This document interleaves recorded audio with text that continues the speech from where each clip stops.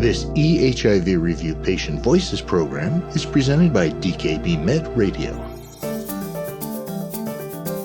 HIV and aging. They survived the horrors of the plague years. Now they're confronting the challenges of their aging bodies and minds. In this issue, we hear from David Jax Kelly, president of Let's Kick Ass Palm Springs, an inclusive social organization working to reduce the stresses of AIDS survivor syndrome. He's been a leader and advocate for healthcare for people living with HIV and people of color for more than 30 years.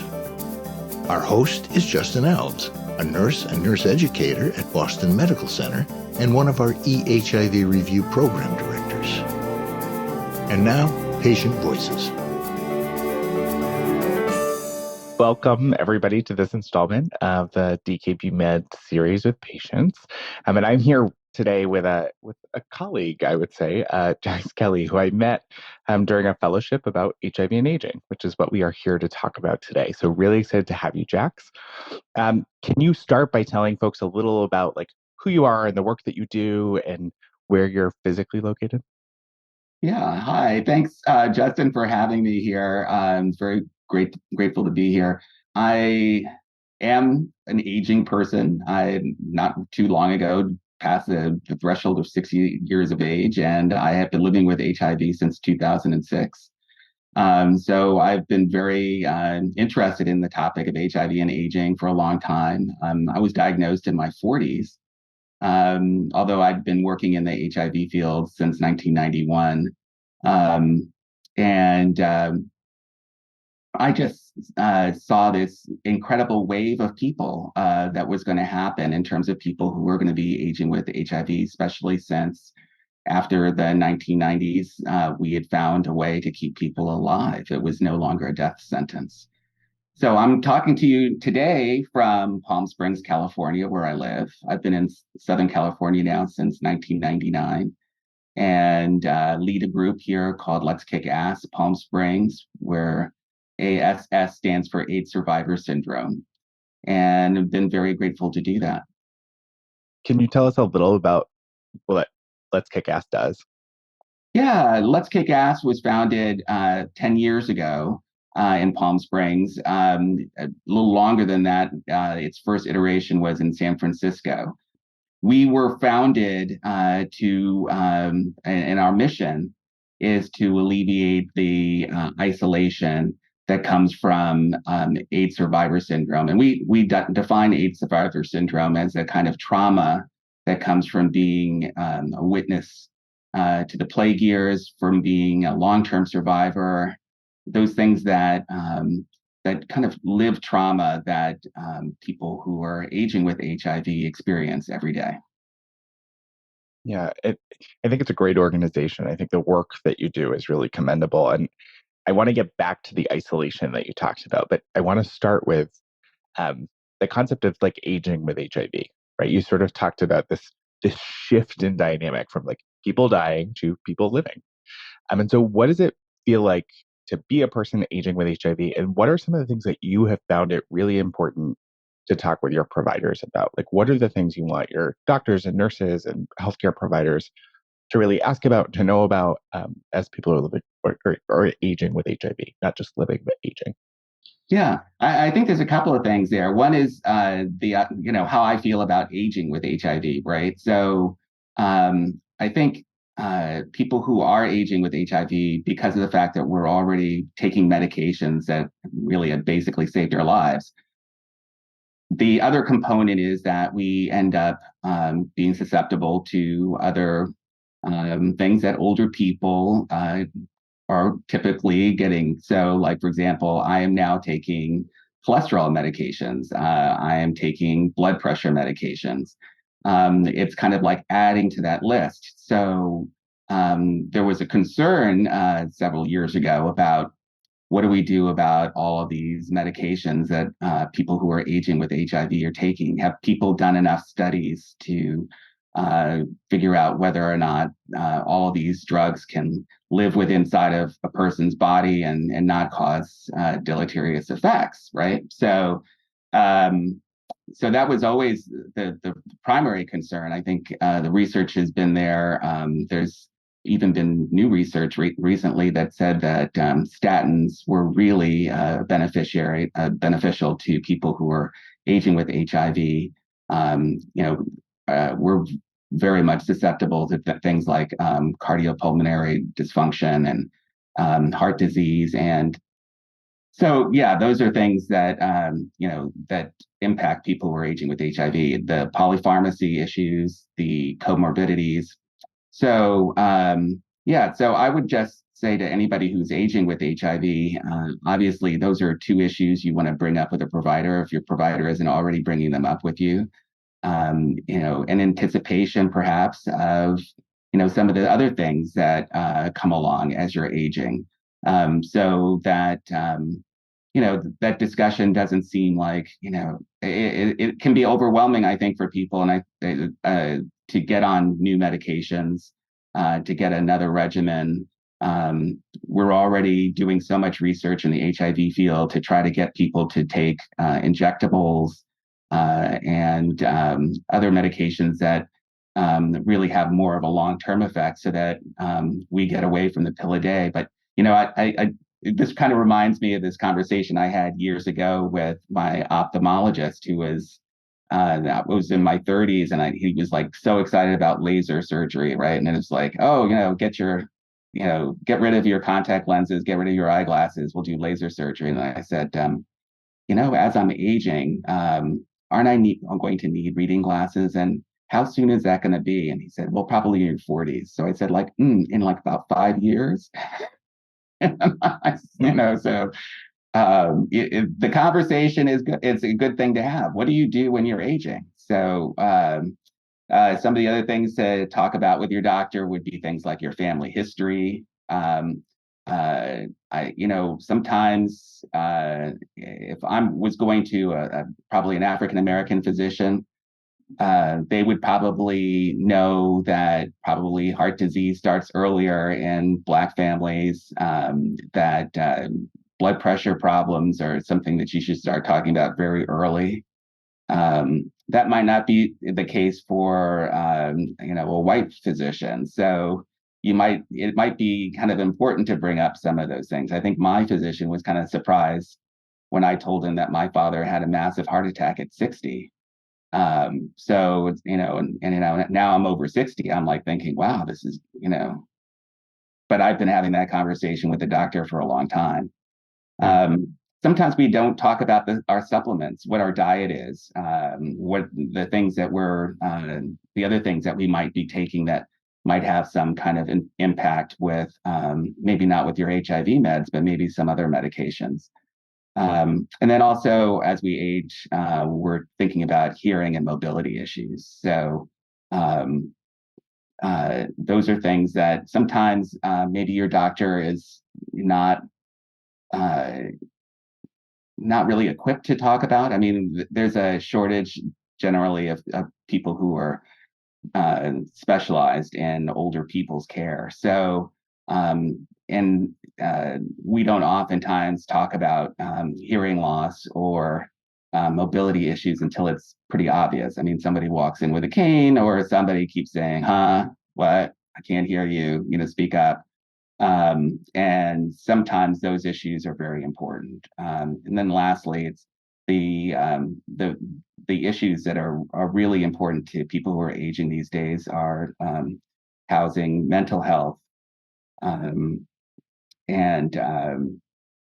if you're not talking about housing, whether or not people are adequately housed, whether or not they are feeling loneliness. Are they isolated? Do they have a good network of friends?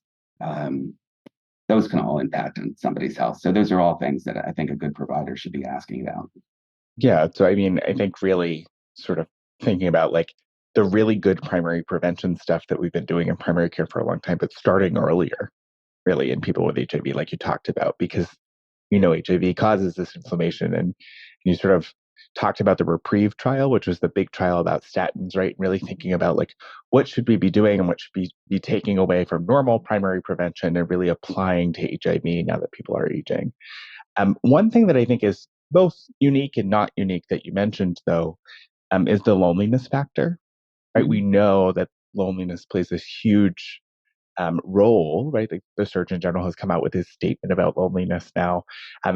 And I think particularly when we talk about people aging with HIV, loneliness in AIDS survivor syndrome is a big deal. And so I'm just wondering if you can help unpack a little bit about what that sort of battle against loneliness might be like for older folks with HIV, particularly as they continue to age, and what are the things we should be doing to really help in that battle?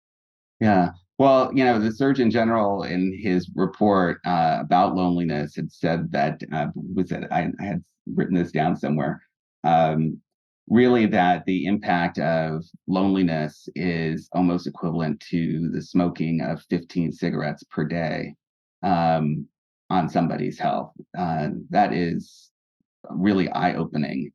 Um, but in our community, especially here in Palm Springs, we were talking offline a moment ago about how warm it gets here in Palm Springs, and so that can give you an incentive to stay indoors and stay away from seeing other people. So if you have those incentives, and obviously in cooler climates, it's the winter time, right? People are staying inside. They don't want to slip on ice or snow or something like that. So but usually, if you have a network of friends, people who are checking in on you, who are calling, people you are interested in calling, or activities that you're involved, like a book club or a quilting corner or knitting or something like that, you're still engaging with people. So, and now we've got technology these days, right? So that there is an opportunity to actually engage with people online, like on Zoom. So there's many, I guess, interventions, I suppose we call them in the public health, that could actually be used to get people out of loneliness. But sometimes we don't identify it ourselves, and I think part of the problem, and I've seen this in the HIV and aging community, is that especially among gay men, is that gay men don't like to think of themselves as aging. It's kind of cute when you're in your 30s and 40s and somebody calls you daddy for the first time, but then after a while, it's kind of like it gets to granddaddy, and then it's not really cute anymore, right? So, or at least that's our self-perception. So I've been telling people this. It's like we have somehow in our coming out process as gay men, we were able to get over our own internalized homophobia. But I think there's a lot to be said about an internalized ageism that exists as we get older, and it's not just gay men. It's just about anybody. I think it is people who just see that their hair has turned gray, or that their metabolism has changed, so that that brownie they used to eat without, and with wild abandon, seems to stick around the waist a little longer. Those kind of things that as we age really do seem somewhat impactful. So so it's really important, I think, to get out of that internalized ageism, and then engage. So if we're in a community and we see other people who look like us, who have been around as long as us, who can remember what Madonna's first song was, who have been there in the community for a while, people we can identify with. That just helps in the aging process, and that's a lot of what we do at Let's Kick Ass Palm Springs. It's just giving people the opportunity, whether it's in doing coffees or movie nights or pizza nights or bowling. We do field trips to museums and other places. So it's just an opportunity for people to actually engage and to build community. And then the other thing that we do that it's helpful about isolation is that we have created a discussion group. The first one we did created was the roundtable, and that was created during COVID because people were really isolating then. And the challenge was, at least at first presented to us, was whether people who were over 50 were really going to get to understand how to use Zoom, and that was a myth that I think we dispelled pretty quickly. So we were on Zoom and meeting weekly and talking about just topics that concerned us. And then when the COVID dissipated and we were able to meet in person, we established a second meeting. So now we meet weekly on Tuesdays on Zoom and then on Fridays in person, just to give people the opportunity to have that kind of personal contact and exchange of ideas and building of community that is so important. And then lastly, because of the fact that there was a grant opportunity that came up last year, we partnered with another organization in the desert called Brothers of the Desert, a predominantly Black gay male organization that's engaged in philanthropy. And we created something called Barbershop. And Barbershop was another discussion group, but this one geared towards Black men. So where it seemed as if people of color didn't necessarily feel entirely comfortable sitting in our roundtable discussions, I think this gave that group of people more identification and more camaraderie that they had not gotten initially in the roundtable group. And I think we've talked about this before. I think that the concept of like a barbershop where there's already this sense of community, to try and just extend that is genius. I think that was a genius intervention. I love it, and I am envious of your ability to get that done. So as we're sort of wrapping up here today, I want to thank you for your time, but I also want to ask you if you could give us a few like golden nuggets of wisdom of what you want people leaving today's sort of discussion with us to really take away and to think about. Like, what are the things that really we should be talking about for people aging with HIV? What should folks know, and what should be on the top of our minds? Yeah, I would just say, just for people who are aging with HIV, the important thing is to find your space. Um, and if you can't find it, I know that there's some communities that may not be as friendly, or where it's readily apparent that there are people living with HIV in your neighborhood, but they're there. And maybe start with an internet search if you need to like find a broader group. I mean, there's national groups. One group I work with is the Reunion Project. It's a national group of long-term survivors. Start with the large groups, and then kind of find your way through what's closer to your community, and that would be helpful. And then, the thing is, I always remind people that aging with HIV is not going to go away until there's a cure, right? And just as we don't think that aging with cancer is going to go away until there's a cure for cancer, we're hopeful, that there will be one, but let's prepare. And I think probably one of the drawbacks, and maybe this is where some people who are aging with HIV today feel like they're pioneers, is that the kind of the HIV establishment really was slow to prepare for people aging with HIV. And so we're kind of stumbling around. We're trying to get the resources together. There was a lot of political will when people were dying of AIDS. The political will is still there to eradicate HIV. But we still need to be mindful of the people who are living with it on a daily basis. And since more of us are aging, we need to find that space. the good news, and I think it's one that I think more organizations are taking up, is the fact that since the Older Americans Act was passed in 1968 in this country, that established a lot of community centers, senior centers throughout the country. There is an aging infrastructure that does that kind of support for people who are isolating or maybe lonely, people who need housing assistance, people who need, that kind of long-term care assistance, caretakers, things that we haven't particularly discussed very much in the HIV community. So the idea is that folks in the HIV community need to be more active in those aging circles and make sure that people who are aging with HIV have a place in those aging discussions.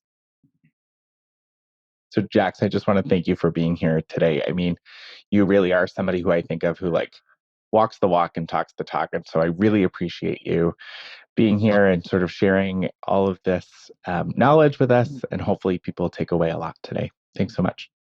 Thank you, Justin. It's been great being here.